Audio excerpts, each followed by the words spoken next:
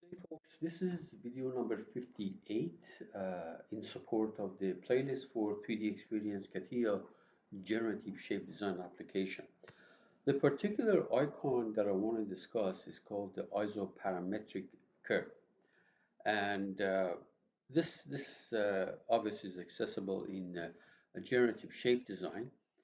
And if you are there and you select the wireframe tab, there is a pull-up menu, and one of the things that we have is isoparametric curve. Now, here's a definition of isoparametric curve, but doesn't say much, and I'll talk about it in a minute in the next slide. But when you click on it, click on this icon, you're going to get this dialog box that has to be filled out. Now, there is the definition, or there is some information about isoparametric curve from Google AI Overview, and here it gives you applications. But let me remind you that the concept of isoparametric uh, uh, curve or approximation also came up in finite element analysis if you ever took one. Essentially, what it's referring to is a surface is a three-dimensional entity. It has an X and a Y, oops, and a Z. This should be Z, not X, X, Y, Z. And this can be parameterized. The X, Y, Z location can be parameterized in terms of two variables, U and V. Okay, and that's really what's happening behind the scene. Please, this is X, Y, Z. Now, uh, in that dialog box, there's something called swap cell. And in this dialog box right here, swap cell. Now, here's a definition of what it does, or here is a statement from help, online help, which is totally uh, unreadable. Maybe it's written in Martian, I don't know. But anyway, I'll go through it through an example, becomes a bit better. Uh, the V5 version, CATIA V5 version of this tutorial is done here, and this is another good explanation, and there's a little bit done in the 3D experience context in that video. Okay, let's go ahead. Now, first, I'm going to do a simple situation, okay? So we have a very simple surface and we go through it. So on the vertical plane, I will sketch a spline and I'm going to extrude it. Something like that. Exit and extrude. Okay, let me make it longer. There we are. And I'm going to actually hide that sketch. So we have a surface here. And let me also hide these planes. Good. I also want to create a point on this surface. That's easy.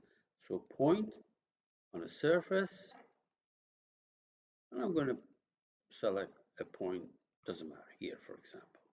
Okay, good. Let's move on. Select the wireframe tab.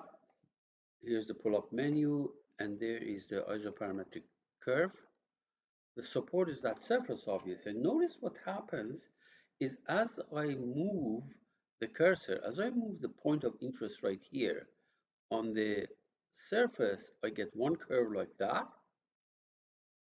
And if I say, if I go that way, I get another curve. Let me show you. For example, suppose I create this point, select this point, click on it, and notice that I can move it I can swap the curve, click on this, swap it, and I can move it.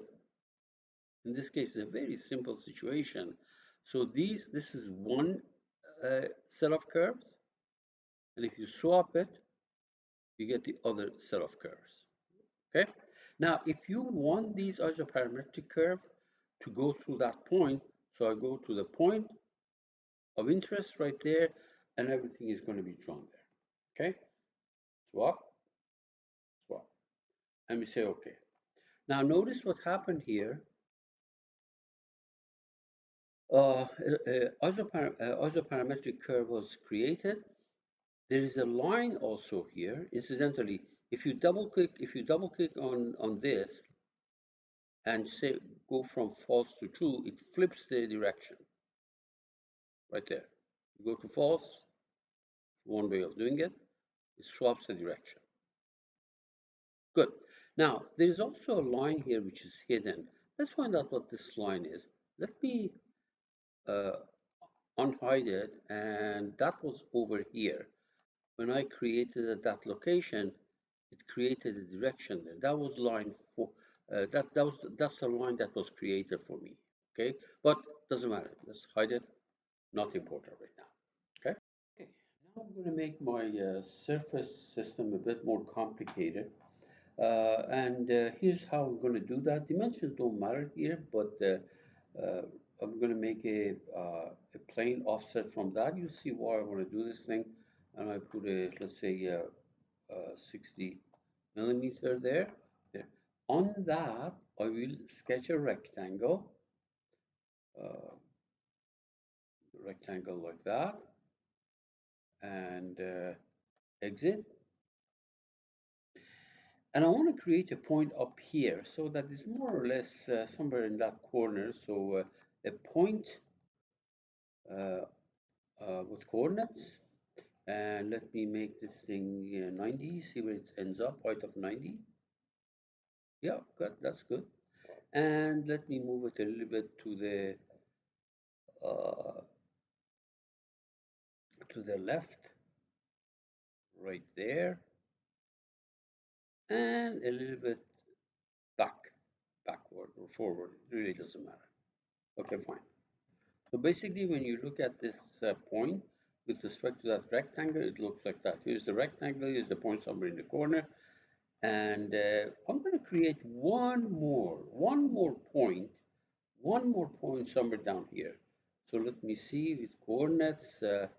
Let me move this thing to the right. So that'll be 100. Let's see how it looks like. Good, very good. And a little bit in the x direction, maybe 30 in the x. Let me see, maybe more, 50, 60. Okay, good, good. And down. Okay, maybe 30. Okay, good, good. You'll see why I want to do it. First of all, I'm going to hide this plane, and these planes also I'm going to hide. I don't need them. I want to make a surface, and for the surface I use the fill option, and the fill option is that rectangle that I drew passing through this point. Okay, very good. And then I want to create lines here. You see why. Wireframe, line. Let's hide the sketch here. Hide the sketch, that rectangle. Now I'm going to go point to point from here to here. Another one, another line from here to here. Okay.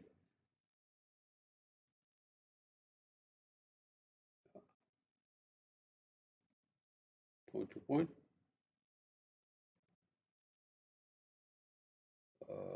Let me cancel this for a second. Line from here to here. That's what I want. Okay. So how many lines you've got? I made actually 3 lines. One. Now I'm going to fill. I'm going to fill these lines with the surface. So we go to fill again. 3 lines. 1, 2, 3. There's a surface. Okay, and another one. 1, 2, 3. So I'm pretty sure you agree with me that this is more complicated than a single extruded surface that I made in the first part. Now, let me join these things. So you go to transform, join that blob and these two planes. I've joined them. Okay. Now we're going to go to wireframe and isoparametric curve, and I select the joint surface. Notice that what happens is that you can get the UV curve for the system. Okay, now let's say that I do this, all right, and I say okay. If I double click on this, there is this swapped cell item here. You select it. Notice that if you select it, of these things that I have made here, the only one that I pick is this. I can't pick these. Now what happens is that when I select this, it kind of moves this thing to the other surface.